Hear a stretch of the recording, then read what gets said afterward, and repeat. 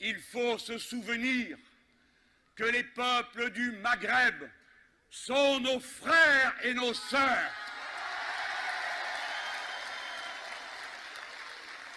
Il faut répéter qu'il n'y a pas d'avenir pour la France sans les Arabes et les Berbères du Maghreb. Marseille vous dit que notre chance, c'est le métissage. Et depuis 2600 ans, nous sommes du parti de ceux qui se disent contents d'être mélangés, fiers d'être le peuple qui compte le plus grand nombre de mariages mixtes de toute l'Europe.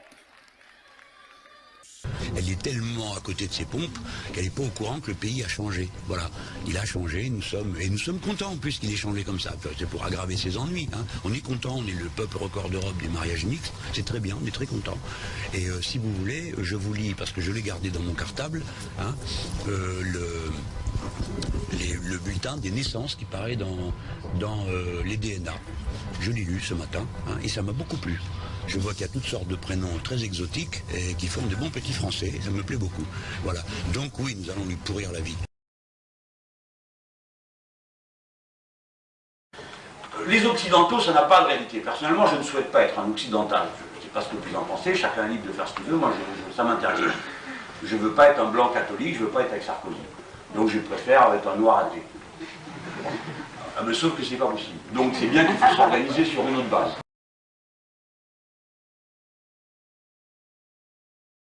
Vous avez l'air de croire que immigrer, c'est une partie de plaisir, mais pas du tout. C'est s'arracher à son village, c'est s'arracher à sa ville. Qui s'en va? Les plus courageux, les plus diplômés, et cela manque à leur propre pays. Qui est responsable de ça? Nous, l'Europe, avec les partenariats économiques qui obligent ces pays à ouvrir leurs frontières. Nous les inondons de produits qu'ils étaient capables de faire eux-mêmes. Nous substituons nos produits aux leurs. On y met du blé, on y met à la place du sorgho, on tue les agricultures vivrières. Donc le vrai défi de civilisation, c'est d'arrêter de déménager le monde et d'essayer de comprendre qu'une planification écologique est nécessaire dans tous ces pays. Et donc, ces pays ont besoin de leurs intellectuels, de leurs bras, de ceux qui sont les plus courageux. Arrêtez de mépriser les gens comme ça et de croire qu'ils se précipitent après avoir eu des discussions au bled pour savoir quel est le code social qui est le plus favorable.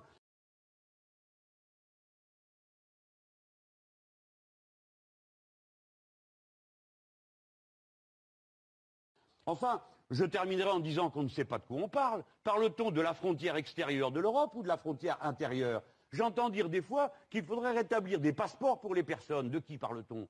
De ces malheureux Roms. Même question. Posons-nous la question de savoir pourquoi ils sont tout le temps sur la route. Vous vous figurez qu'ils aiment vivre dans la crasse et la saleté? Pas du tout. Qu'ils aiment que leurs enfants ne soient pas éduqués? Tout le contraire. Demandons-nous pourquoi ils sont si maltraités au point de départ. En prenant la mesure des drames dont je suis en train de parler, pour rien. Le monde plus juste, un monde plus humain, ça marcherait mieux. Eux, ils ne connaissent que la circulation des marchandises.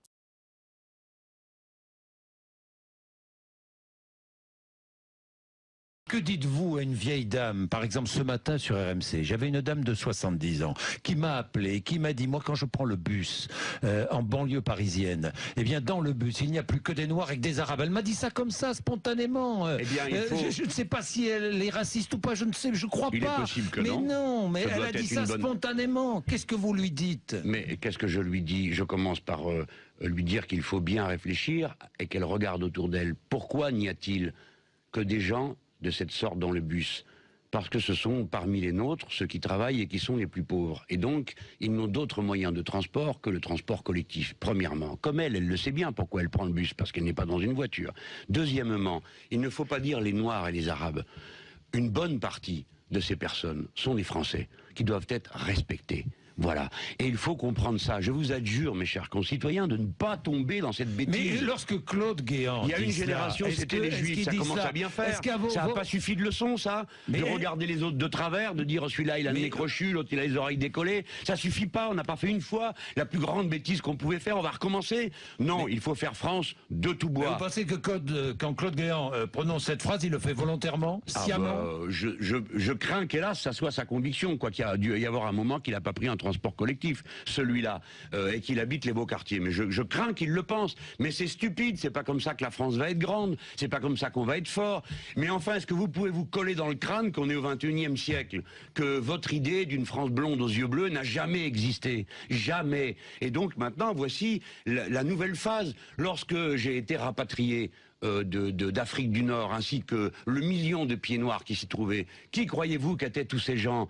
Des enfants d'Espagnols, de Siciliens, et voilà qui ils étaient. Et nous avions tous le poil un peu noir. Hein. Eh bien, est-ce que ça nous a empêchés d'aimer passionnément notre patrie républicaine? Non. Alors arrêtez avec ça. C'est pas regardez le Japon et regardez, dites-vous, sommes-nous tous semblables, oui ou non? Sommes-nous tous des êtres humains? N'avons-nous pas, oui ou non, qu'un seul écosystème? Regardez au-dessus de l'horizon. Ayez confiance en vous. Si la France est grande, elle est capable de tout dissoudre en elle. Ce sont des sociopathes. Tous ces no-borders, tous ces extrémistes de gauche, tous ces gauchistes compassionnels sont des sociopathes. Ce sont des gens qui fondamentalement détestent la société dans laquelle ils vivent. Ils détestent leur propre peuple. Donc c'est logique. Et ils se détestent d'une certaine façon eux-mêmes. D'une certaine façon, parce qu'ils ne se respectent même pas eux-mêmes. Regardez leur allure là, avec leur gueule de babos, etc. Ils ne ressemblent à rien. Donc ils ne se respectent pas eux-mêmes, ils ne respectent pas leur propre peuple, ne respectent pas la moindre autorité, la moindre notion d'hierarchie. Ces gens-là sont en guerre avec eux-mêmes comme avec la société. Leur mission, c'est de la détruire. Donc c'est pas étonnant qu'ils se solidarisent de tous les éléments, tous les ferments de dissolution qui peuvent se présenter, à commencer évidemment par l'envahisseur, qui est accueilli comme un libérateur. Tous ces gens qui détestent les sociétés enracinées sont liés par un ciment intime, n'est-ce pas? Et partagent cette même aversion pour les peuples autochtones. On voit ces gens qui détestent les peuples enracinés, notamment en l'occurrence le peuple français. Un peuple n'est que le produit de son héritage. Le peuple français, c'est-à-dire le peuple français autochtone historique, est un mélange de peuples européens, mais dont la base, le socle originel, est un socle gaulois, celtique. Il y a eu quelques apports un petit peu latins, très modestes, et germaniques. C'est européen. Et ce peuple, grâce à ça, a un potentiel, ce capital racial. Si il est entamé par une invasion de populations de médiocre qualité, comme c'est le cas actuellement, ce sera la fin du futur pour ce pays dont on parle, en l'occurrence la France, et pour le peuple qui l'habite. Et c'est précisément ce qui est en train de se profiler.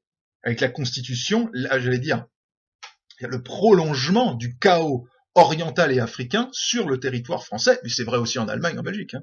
Mais le prolongement culturel, entre guillemets, de l'Afrique en Europe et en France.